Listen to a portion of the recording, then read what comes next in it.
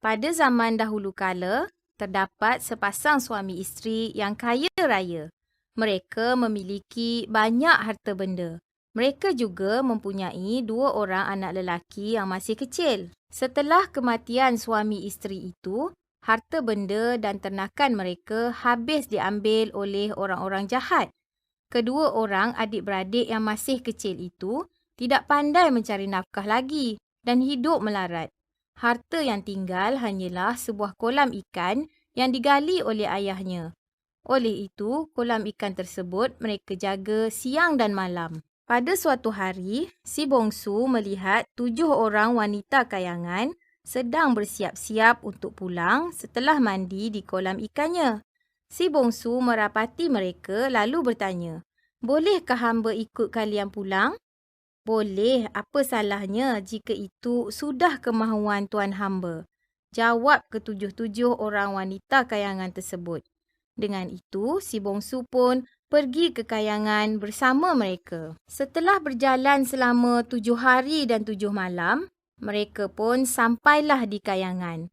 Apabila kesemua wanita kayangan itu hilang, si bongsu berasa bingung.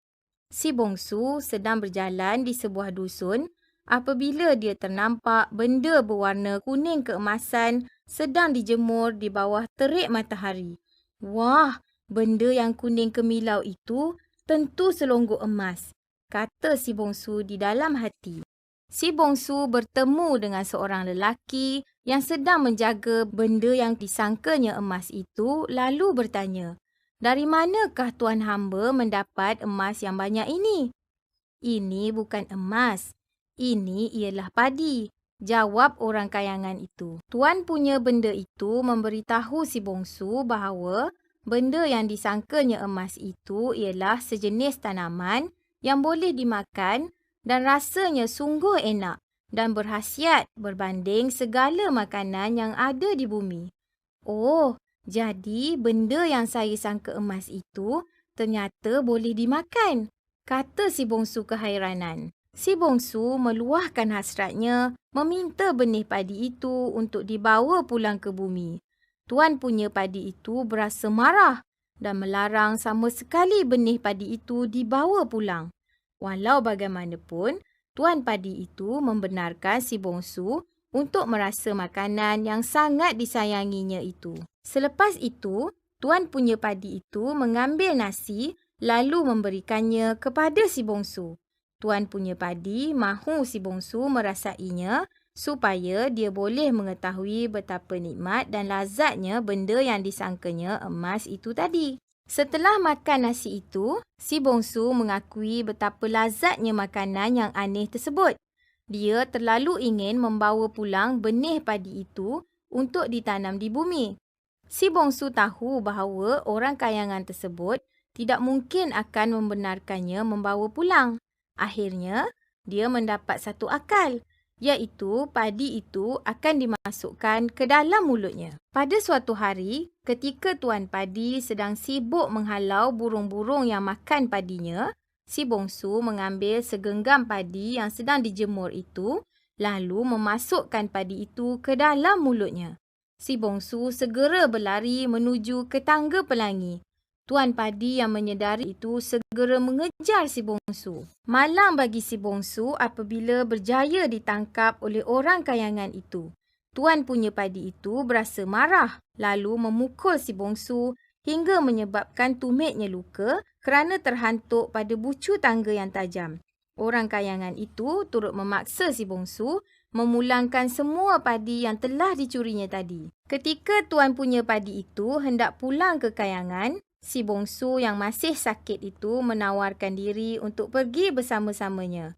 "Baiklah, tetapi jangan sesekali kamu cuba untuk mencuri padiku lagi," kata tuan punya padi itu. Selepas itu, si bongsu ditugaskan untuk menjaga dan mengawasi padi-padi yang sedang dijemur. Tidak lama kemudian, luka pada tumit si bongsu pun sembuh. "Bagaimanakah caranya untuk aku membawa pulang padi-padi ini ke bumi tanpa pengetahuan tuan punya padi itu?" fikir si bongsu. Akhirnya si bongsu mendapat akal, iaitu dia akan memasukkan benih-benih padi itu di dalam lubang luka tumitnya. Selepas itu, si bongsu pun pergi menemui tuan punya padi. Si bongsu memberitahu bahawa dia ingin pulang ke bumi. Tuan punya padi menyatakan bahawa dia harus memeriksa si bongsu kerana bimbang padinya akan dicuri. Si bongsu membenarkannya sambil berkata, "Periksalah dengan teliti. Saya sudah bertaubat dan tidak akan melakukannya lagi." Akhirnya, tuan punya padi membenarkan si bongsu untuk pulang ke bumi. Setelah lama berjalan, si bongsu berjaya pulang ke bumi. Tanpa membuang masa, dia segera membuka ladang dan menanam benih-benih padi yang disembunyikannya di dalam lubang luka tumitnya sebelum ini. Ketika padi si bongsu sedang membuahkan hasil yang lumayan, padi di kayangan tidak lagi menjadi. Hal ini menyebabkan tuan punya padi itu sedar bahawa si bongsu telah memperdayakannya dan berjaya mencuri padinya dari kayangan untuk ditanam di bumi. Orang kayangan itu segera memanggil si burung pipit untuk menyiasat jika ada padi ditanam di bumi. Si burung pipit itu pun turun ke bumi dan melihat padi di sana sedang masak menguning. Ia pun makan padi yang sedang berbuah lebat itu. Selepas itu, ia pun pulang ke kayangan dan memberitahu tuannya bahawa tiada padi yang ditanam di bumi, walhal tuannya nampak dengan jelas bahawa ia baru sahaja lepas makan padi kerana paruhnya nampak putih bersih bersinar-sinar. Orang kayangan kemudiannya mengarahkan si tekuri untuk turun menyiasat di bumi.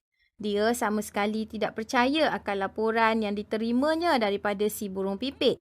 Dia memberitahu si tekuri, "Pergilah kamu bersama si burung pipit. Jika ia berbohong, kamu bunuhlah ia." Si burung pipit dan si tekuri menuruti arahan orang kayangan. Sesampai sahaja di bumi, si tekuri melihat padi yang sedang masak menguning. Si tekuri pun berlawan dengan si burung pipit hingga menyebabkan kerongkong si burung pipit cedera. Akibat kecederaan di lehernya yang telah dikepit oleh si tekuri, tembolok si burung pipit berputar ke arah tengkuknya. Oleh sebab itulah, tembolok burung pipit berada di tengkuknya seperti yang kita lihat sekarang ini.